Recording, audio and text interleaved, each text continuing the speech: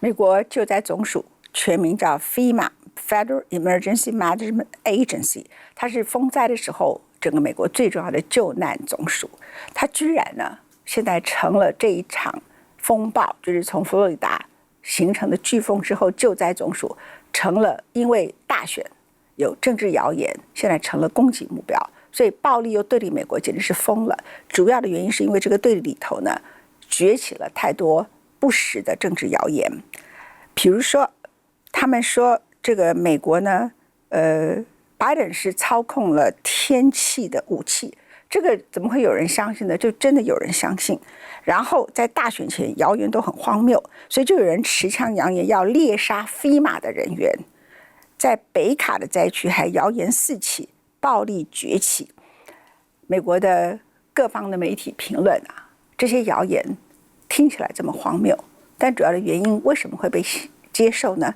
因为不信任，不信任的原因就是这一群被体制抛弃的选民，过去这么久的时间里头，他完全不信赖政府，所以各种谣言，只要他们是受害者，他们就相信了。然后相信了之后，居然持枪要去攻打一个救难总署，一个完全跟政治上无关的一个中立机构。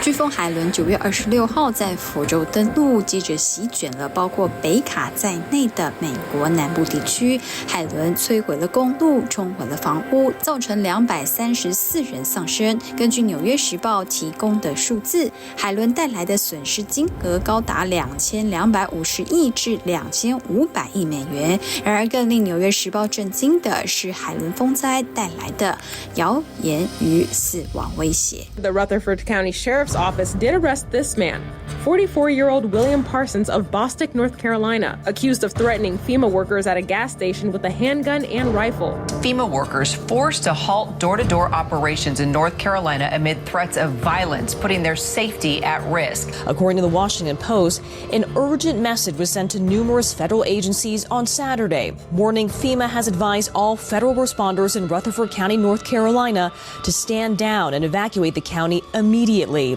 Adding that National Guard troops had come across trucks of armed militia, saying they were out hunting FEMA. I mean, tensions are high still in Western North Carolina, unfortunately. And yeah, it seemed like there was somebody who was just taking out some frustrations when they saw the FEMA logo. And again, like we said, that's acceptable, and it's just fueling all kind of more disinformation and just raising temperatures higher than they need to be. It's just not acceptable. We're not going to allow it in any of our stations, and we hope that everybody realizes that FEMA is there to help them, regardless of what you think of the job they're doing. You need to try to let them do their job and try to get through this recovery.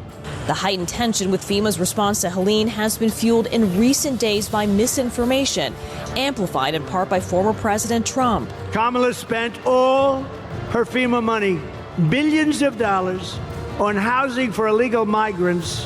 The head of FEMA calling those claims categorically false and promising that the agency's work will not stop. 在巨大天灾后出现谣言，在美国并不是第一次。然而，飓风海伦和另一场10月9号在佛州西海岸登陆的飓风密尔顿，和美国过往飓风最大的不同是，它们发生的时刻距离一场激烈的总统选举只剩下1个月。And our hearts, I know, all of us, and our prayers go out to everyone who's been impacted by these storms. 也因此，不仅在救灾上谣言四起，连飓风的成因就充满了阴谋论。纽约时报细数了几个关于飓风的荒谬讯息，包括美国极右保守派乔治亚州众议员的指控，说这是针对川普选民的天气武器。Republican Congresswoman Marjorie Taylor Greene suggested that the Biden government controlled the weather. And what does the White House have to say? Well, it's rubbished the claims. Quite frankly, these lies are un-American. According to some conspiracy theorists, the existence of Hurricane Milton isn't an accident. It's not the result of warm ocean waters or shifting wind patterns. Instead, it's a carefully orchestrated operation by the United States government. They created this dangerous hurricane. Such theories were shared on both X and TikTok. Some were viewed 1 million times. Now, there's no technology yet that can create or control hurricanes. But when has that stopped the disinformation campaign? They point to satellite images and strange cloud formations as undeniable proof of weather tampering. The reasoning for this is as varied as absurd. Some say the government did it to delay the elections. FEMA 人员在北卡遭到威胁，也和这些四散的谣言脱不了干系。As soon as the floodwater receded, rumors started swirling that the relief effort was underfunded, that victims were receiving $750 in aid, and that the government was unfairly seizing land in the flood zone. We don't confiscate goods. We don't confiscate land. We don't have black helicopters. We don't have FEMA camps. But some of those stories just continue to persist, again, at the cost of delivering needed resources to disaster survivors, and in this case, in North Carolina. 纽约时报引述一位密西根州气象预报员，他收到死亡威胁，因此在自己的 X 上发文。他说：“谋杀气象学家并不能阻止飓风，我不敢相信我居然会打出这句话。”当然，也不是所有人都相信谣言。We have groups of people to come in to help us, and there are a small group of people who want to create chaos to keep the help from coming, just so they can blame somebody else. I think that's repugnant. It's ridiculous. It's stupid.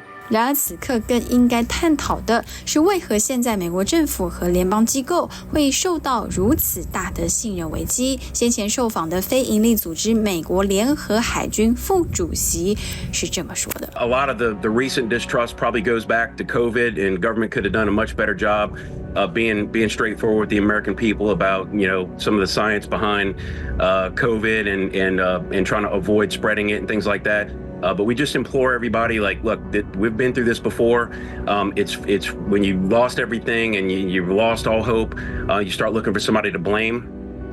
Look, go make your voice heard at the ballot box, next month. Don't take it out on these federal employees. They're there to help you. Such conspiracy theories are comfort food for a section of society who will do anything to avoid the reality and not talk about climate change. In this digital age, these theories often spread faster than hurricanes themselves. They don't need evidence or logic. Just someone sitting with a mic and creating the perfect storm of paranoia.